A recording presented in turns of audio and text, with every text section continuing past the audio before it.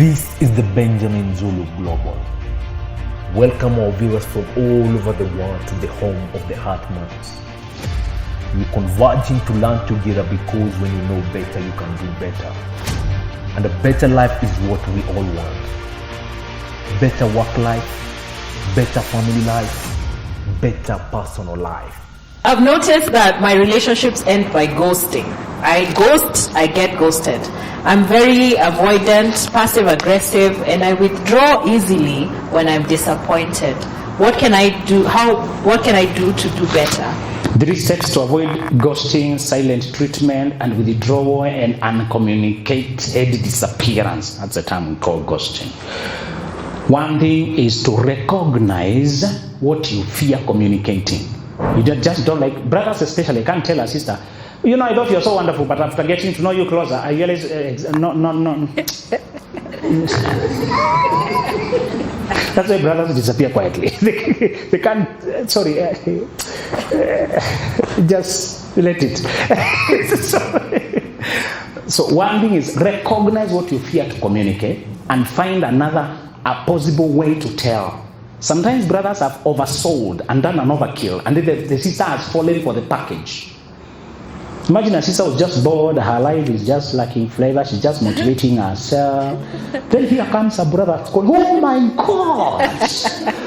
How could I never have known an angel like this one exists? I take the blame. How can an angel like you even pay rent when I exist? Amen. Brothers, don't pay rent, please. So the brother sometimes oversells. When he comes close, he realizes there are some incompatibilities. You're still wonderful, but we are not rhyming. That's one problem with the brothers. You are still everything I said, but upon the details of trying to align our lives, I recognize there's some incompatibility. When you go to repair cars, you can get the right spare part, except that one detail. So it won't go in. So there's a detail that we are not. Brother, just say that. One way, brother. This is a universal breakup message, okay?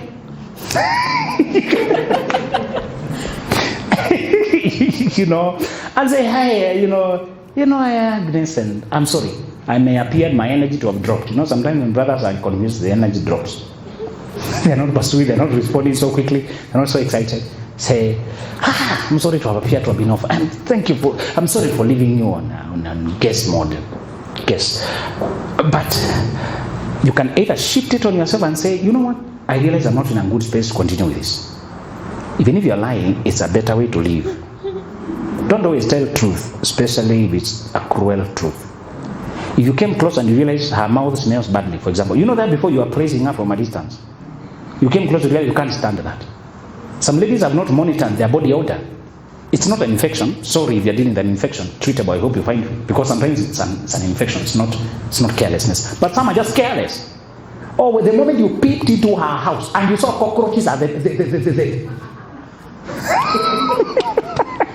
You can't deal with that. You can't say that. Women are very defensive. The ego of women has not been emphasized. Men have been demonized. The ego of women. I know them. The majority of my clients. If you find that it's an issue she's likely to be defensive about and you don't want her to keep running after you, oh, when are we meeting next? You said you will call, when are you coming around? You don't want to keep lying. Also, I'm sorry. Imagine, I'm sorry, I may not be available emotionally now. I'm in a bad place. That's one way. The second way is to simply say, I realize you're not rhyming. If she has the capacity to digest that. I realize there's some things about us that are not quite sitting, and I may not continue with this very much, but we are still good friends. I don't think we are enemies. Many of them appreciate it. It's also a mature you have. The third one is to be forthright. If a specialist is asking for feedback, some specifically ask for feedback. You can give it as it is. But one of them sent me one of the feedback she solicited, and it was sent as blunt by Ken as it can be. And he gave details and illustrations. And she couldn't take it. It was about hygiene. The hygiene of women is many of times very messy. For example, I don't know, I want to bring a female hygienist in our guy now who does that sector. I realize it's so technical. The body of women is so technical. She said, even when you're a good lady, by just staying without being perfection detailed, your body will mess your life, your romantic life. She said it has many places where it retains dirt than men. Men can shower from top and they are not badly off. But if a woman showers only from top, she'll be badly off. That's why they put those showers things. Even when it's not showered in the tub or the wash, she said it's a technical way. One reason I respect Dr. Faith and I like to promote, to help us because she helps us with a very practical knowledge. She came here the time with her and she told us the one focus stick does not work. You should use the one that goes around. And I found that very practical. They communicate where you are living, if they can take it. But the second reason is you yourself, you're so afraid of vulnerability. When you came close and it began to become real, you felt panicky and afraid because it re-traumatized and triggered you to the last times when you were this open and you are so broken you can't risk it again. Men can retreat when they are not, it's not about you. And they intend to come back later. When they have gone to an emotional place that they have not gone since they were born. When men fall in love, they feel afraid because it means losing power, losing control, giving a lot of their influence, their heart, their well-being in the hands of another person. They don't know where it might go. Love is fearful to men. It's a very new place. Women hear the language of sweetheart, babe girl, from the time very young. Women are always dating, how are you, girls, in so long, how are you? Then they look each other up. Look how I am, men are not like that. Hey, yo, boy, what's up, man? Go, see you, man. So men have greeted, that's all. Or they just knock their shoulder. Go, yeah, that's a greeting. The time a man feels the softness of a good feminine woman. I felt it. When I found a girl who I felt helplessly in love for, I feared I might die. It was very fearful because I never felt it. And then you are there, you're wondering, because if she does not call, I'm in panic mode. How long can you live like that? My peace of mind depends on another person texting, respond, and you're checking every time. Is that a comfortable place to be? I was used to my independence, boy. Living my life on my terms, boy. Sleeping when I want, boy. Now I'm holding, waiting, come on, nimefika 8:54. Nimechelewa tena, amka nifike. Nimesema ndio 8:50. 1 2 3. What is that? So a man can retreat because the love is real and terrifying to his previously dry life. I had never been loved. Me and my mother have never been personal. I don't know why. My father, distance. So nobody can show me that. I had crushed on other girls, infatuation, physically, how sexy they look. Here is a girl with a whole mix. Oh my God, have I been bewitched? Now you're writing poems, you're singing songs. So if he retreats, because I retreated, I feared. I don't want to do that, but I'm wondering, we are going too deep. What if I drown? So the man can instead to, okay, is that okay? What if things go wrong and my time, what if that is the case where he's retreating, he will tell you, you know what, you just had such a wonderful man, give me time to recollect myself. So I recollected myself and I came back subdued. You know, you're subdued by love. Love can really slay you. Just now, I realize I can't help it. I have to give you my heart, but I'm hoping you take care. Please take care. It's the only one I have. So, if as a man you're retreating for fear, women can also retreat. Some women have become so masculinized and afraid of love because of what they saw. The most vocal transgender in our country said she became from Njeri to Chris because of the way mother was abused. Like being female is weak. Some of you have been made to think being female is weak. So you became tough and hustler. And some of you, yes, you wear trousers because of your job, but sometimes trousers is a hiding place to stop being feminine. That you can walk like the men themselves. And we are going there to work. You're going to work. Even when you sit, you know.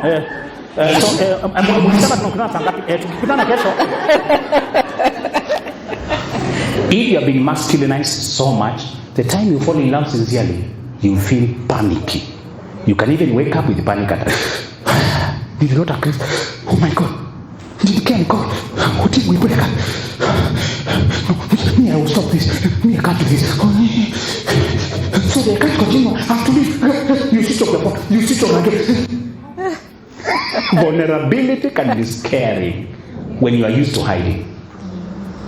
Don't sabotage good things because you are used to living a dry life. Some of you have experienced a person who, it was because you were talking so long, for so good, encouraging, flowing so well, they retreated and they panicked. Many of us have seen it, isn't it? Our conversations are so seamless, so funny. We line so well, like we have always known each other. Oh my God. You, how do you understand what I was thinking? How did you say that? That's what I was thinking. And then suddenly they retreat, disappear. And you think, what was that? You feel hurt, you feel confused. When you finally come out, what went on? Sorry, I have gone to my uncle's funeral. So, if you are retreating because of fear, just say it. Know what it is happening. Lastly, remember this. If this world has oppositional energies, you can call them devil or evil or whatever. But the saying I heard that summarizes what I'm trying to say is when the devil cannot disqualify you, he dislocates you, makes you afraid of your position. The person who's supposed to marry you and give you fruit, you cross-pollinate and birth an empire, birth healthy children, birth healing, a family that is model, family that is full of happiness. The most rare thing in the world is happiness. The Constitution of the US says they're pursuing happiness, right to pursue happiness. So if the first world is also running after happiness, who are you to run from the happiness? So those people are supposed to give you the happiness. You fear trusting them, fear opening up to them.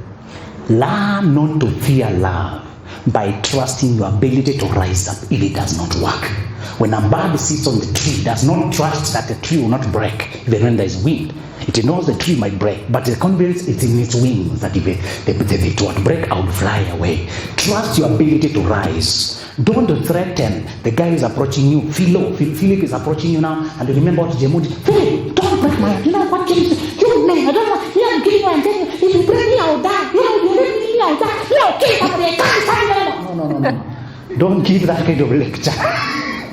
Trust and hope that they will behave. Do your part, hope they do their part. But in case they don't, you can still rise for me. Thank you. All right. I want to merge some 4 questions that look almost alike, but I'm still going to try and personalize it so that if you wrote it, you will know that I have mentioned you.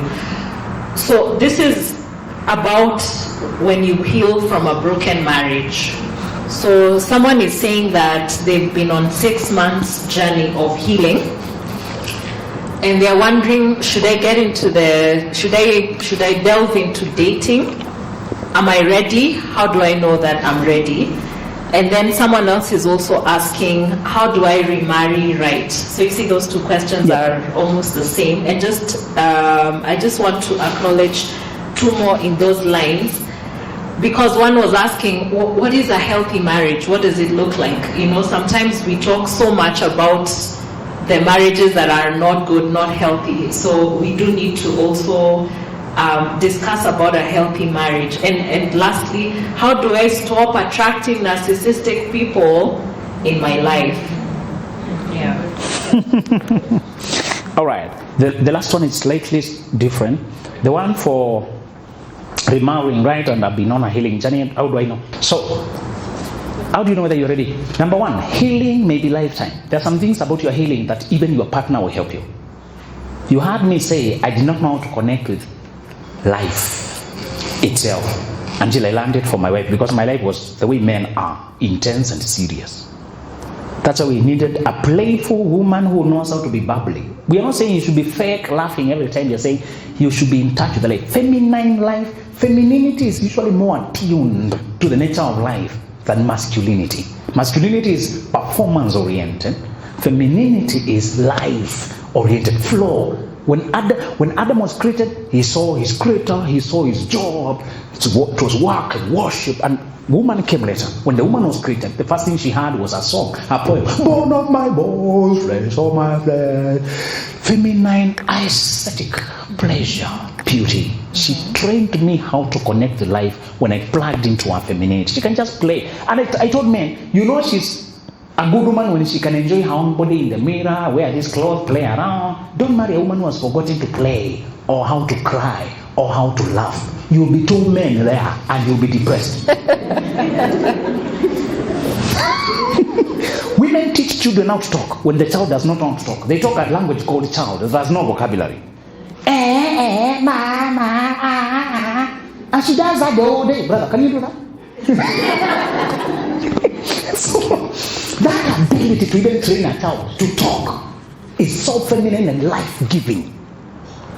If you are here and you have been fighting femininity, whatever a man can do, a woman can do better, you don't know what you're losing.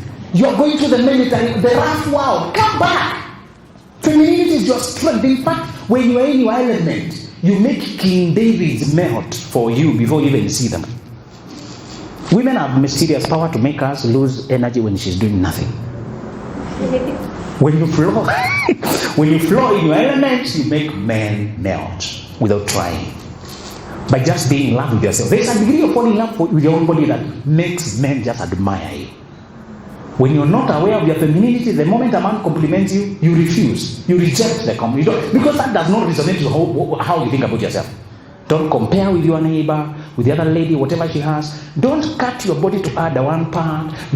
If it's not paining, enjoy it. You only do surgery to remove pain. Don't do surgery to increase this part or the other one. Don't disturb your body. It will punish you for it. As long as it is healthy, eat right, exercise, but enjoy your body as it is. Don't swallow mercury. Don't swallow things to change the skin tone. Don't mutilate that body. If you know you're healed enough, so there's a healing that is lifelong and there's a healing that is for being able to function. Sometimes they treat you in hospital, then they release you to go continue your recovery as you live your life, isn't it? There's a healing that is lifelong. After you give birth, they release you from hospital, they tell you, do these routines, take food this way, as you do your life, avoid this kind of lifting or weight, live this way until you recover fully. Even after you recover, there's this lifestyle that keeps you fit, if it was cesarean, they educate you, but they don't keep you in hospital. So the healing we are discussing today is the one that needs you to be admitted. You need a therapist to come back to yourself. But after you come back to yourself, the healing has levels. There's one called peeling. Peeling is removing what was foreign, the mistrust that was foreign. Then bringing up now what is yours, who you are. Vibrant, peaceful, sweet, playful, poetic, like singing, likes resting. I like cooking, I like it. I'm adventurous. That is now the you. It left after you remove the fearful, the self-doubting, the questioning, the pessimistic. Sometimes pessimism is just a hiding for fear. So please, heal enough until you can function in love. How do you know that you can function in love? When you can trust and rest, you can discern who a person is. When you can sense your intuition, when you can obey your gut instinct. The first sign that you are healed is when you can obey the still, small voice. You can hear it and obey it. When you're not healed, your urges and your compulsions and your addictions are stronger than it, isn't it? You disobey it, you rationalize, you go ahead, you get embarrassed. You come back, you stagger again. Alright? Heal enough until you can hear your inner voice and you can separate feelings from facts. You can consult and listen to the advice without defensiveness. That's how you know you're healed. And lastly, you know you're healed when you're comfortable in your company. Listen, if you are lonely when you are alone, you are in a bad company. Go and heal. You know you're healed when you can enjoy a song. And not just a sad song. Crying is not every day. There's a time for, but you need the ability to enjoy just music and just play a song and enjoy your environment. Connect with the four elements. Always remember, when you can enjoy water, can enjoy nature, air, can enjoy earth, you can feel the fire of life, the vibrancy. You've healed. Because trauma separates you from all those things. And you're into alcohol, into sex, pornography, compulsively. You're compulsively into something else. Something else. Your work. Many women are burying into work to avoid that feeling life. And me and my child. It's only me and my child. Then the child reaches 10, 12, they go to body, and your life is empty again. Then you start jumping into other rattlesnake. You added another child, another heartbreak. You take another 10-year cycle. Listen, you know you're healed when you can enjoy your company. And if you're not being avoidant, you can engage, you can talk. You can actually feel life, can laugh, can smile, you can listen, you can take feedback that is positive or negative without too much defensiveness. Emotional healing is so clear. Once you know it, it's A, B, C, D. It's like the route to Mombasa. The route to Mombasa is easy to understand, but it's not easy to implement. But you don't easily get lost. You understand? Psychological healing is like, it's straight. It's a long journey, but you can't miss it. We just don't like knowing the way, but we don't have to take the responsibility of going the way. So the way to know you're psychologically healed is when you're not reactive and you're aware of it. When you're at peace and you're aware of it. You can take a no. You don't envy the girls who are getting married, the men who are finding good women. You don't want to sabotage the person who got the promotion. You can say, you know what? It's your turn and I'm happy for you. If God blesses my neighbor, my pastor said I should be happy because God is in the neighborhood. I may be next. You have these motivational quotes that allow you to do good things, isn't it? Yeah. So, listen, let me tell you the truth. One of the things I want you to learn is to assess how you are doing. If you are still lingering sadness after the granny fast and you find yourself crying, you can describe. One thing my wife helped me heal is she could describe her feelings. I did not have emotional vocabulary except anger, very angry. Anger was with Cain. Envy, anger was with Cain. Was with the men who the emotion we saw throughout was anger. They got angry, they did this. But find a man like David who could express and say he feels longing, hungry. And I could hear my wife say, I'm stressed. This thing has stressed me, trying to deal with it. I feel discouraged. Discouraged? Men can't admit that. It sounds like defeat. It sounds like, that admitting weakness. But now I learned. Nowadays I can say that. Easy. Your day like went through. Disappointment. Let me sleep a little bit. That's an evolution for me. I know I'm healthy when I can admit that something did not go the way I wanted. So nowadays I can differentiate when I'm hungry versus angry. Most men can't. The wife has to discern. Amekazirika, mpatieni chakula. So when you can describe accurately, when I'm fatigued, most men are most vulnerable when they're tired, when they are alone, when they're bored.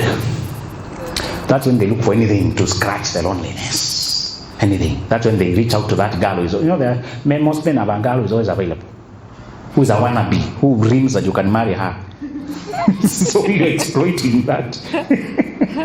And after that, another one crash and all that. When you are single as a man, that's when you are tested on your principles. And for us, we navigated by saying, one way is to not to describe accurately. I'm tired. Let me eat something. Let me rest. I need some glucose. Let me take something and then rest. And then you come up replenished. You're back to your balance. You know you are healed when you can be that conscious, present with emotional well-being. After you get married, your partner, one reason you should get married. Those of you are asking the reason. Let me give you one big reason to get married. It's to complete your healing and your becoming, your actualization, to grow your wings. There's a training your partner will do with you that nobody else can do from outside. There's a way a person tells you about dress. I never knew that bedroom is supposed to have a certain fragrance. Bedroom, fragrance. Bachelor, bedroom. Open windows. Open what? Mosquitoes in gear. I learned a whole new vocabulary, imagine. And I didn't know that, that space of bedroom that nobody is seeing should also be good, enjoyable. If bachelors are left to themselves, they live very basic lives. They don't even change the mattress for a very long time. Until mama kufu aseme, nani, here. So, there's a naturalization she brought me. Another thing I want you to know is, some of your callings are too big to do them on your own. Stop fearing marriage. Where you're supposed to go, you may not get there alone. If you have a calling like Paul, you have the capacity to do your work on your own. I'm not saying you're invalid. No. If you have the capacity, go ahead. Don't force marriage on you when you have no strength for it. Just like getting a child. Don't get a child when you don't feel like you have the capacity to pour love into them. You can marry and you don't get a child. It's okay. Help other children enjoy life. Children are a gift and additional. They are not mandatory. We don't always get discounts when you shop in the supermarket. Just get value for what you want. Marriage is a value. Companionship is a value. Somebody helping you become is a value. Somebody helping you fly, evolve is the value. It's so good when I go home and I don't have to borrow somebody's wife to hear me out. I can talk to my wife. When you're alone, you keep borrowing people's spouses to hear you how your day was. Can you stop borrowing people's spouses? Look for your own. And married women keep reminding you to stop stealing company of their husbands. You are elected to a committee in church, and she joins the committee to make sure you're not with her husband alone. She's lingering around, coming every time, knocking, bringing water, checking this key, the other. She's hovering to deny you the company of her husband. Get angry and look for your own, isn't it? Okay, I'm not pushing you to it. I'm just inspiring you that healing can also be completed by the right partner. The right partner can complete your healing, can inspire you, can take you to the next level. But it could be lifetime. Don't wait until lifetime. How do I remarry right? Brother, if you are marrying the second time, if you are doing it the second time around, this time is not on your side. You may not get it wrong a second time. That time, all the injuries and the recoveries you had to do. One is take aim from a higher ground. When you hunt, you don't just need to be a sharpshooter. You need to be on the right ground. Stable, high ground, clear sight. How do you do that? Get the right information, get all the expertise. Brothers can tell where they are not in a good state, in a good space, because when you fall for a woman, you project all your good qualities on her. After 2 days, 3 days, you realize you are terribly wrong. She's not honest, she's not virtuous, she's not present, she does not have patience, she's not forgiving, she can't control her feelings. After you make one mistake and another, even before you go any far, as a brother usually reflect. Most men have a gift of self-reflection. Unemotional. Men can reflect objectively. True of us men. And they can admit, I don't know, I was widely off. It's very wrong. Most mature men can reflect objectively. I did that severally, and I walked myself to a mentor and said, what should I look for? I keep misreading women, man. And he told me qualities that were anti-intuition. They were not going the way I expected. Because I was looking for charismatic, all this. And then I was attracting women who were like me. Then we are parallel lines. And parallel lines have so much in common, but they never meet. So we had no meeting point. We were all speaking. Who will listen to the other one? We were all moving, and he asked me one time, now marry a charismatic woman. When you're in London, she's in South Africa. When you're giving a talk, she's giving another one. Who will be home with the children? And she told me, go look at the families of those people married like that, because of family prestige. You live parallel lives, there's nowhere to meet. He told me, get somebody who completes you, not compete with you. He taught me some things that were so counterintuitive. He said, you marry a person who complements you, but they are not too opposite from you. They are opposite enough from you to connect, but close enough to you. Opposite to complete, close to connect. That is, they may have the ambition to build the dream you have, but they're not trying to take it over.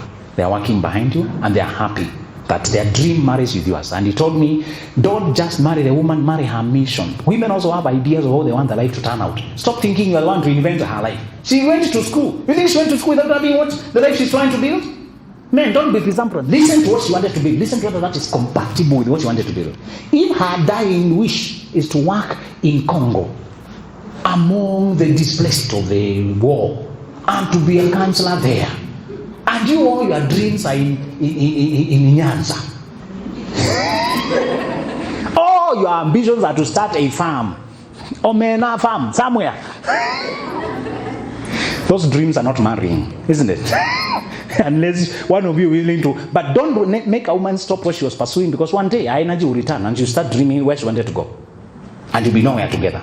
How to remarry right? This time round, be accurate with how much you understand. Do what I did. I was not remarrying, I was marrying a person, but I interacted severally and I couldn't feel. And the feelings are very chemistry, it's very sweet, chemistry, very sweet. But when I come close, the visions are not. No. And why do I misread them so bad? He told me you are using chemistry too much, you're valuing chemistry too much. You just want enough attraction to flow, but you want to check whether there is depth, the values, what you live for. And he told me some things that you can't say them in public in today's society, because they seem too radical. He told me a woman's past will always follow you. You marry her when she slept. So many men in that campus, every time you're walking with her and a guy sees you with her, what do they think? You think you have something. We were there before you. And he was about to brag, I came with my queen, the most beautiful. He told me, if you're planning to get married, don't sleep around. And if she was planning to get married, she should not be sleeping around. Is there a chance for transformation? Yes. God forgives. We saw people were even harlots, prostitutes. God transformed them, even put in them the genealogy of Christ. People can transform, but he said there's always a cost to the life you lived. This is the Benjamin Zulu Global. Welcome our viewers from all over the world to the home of the Heart Matters. We're converging to learn together because when you know better, you can do better. And a better life is what we all want. Better work life, better family life,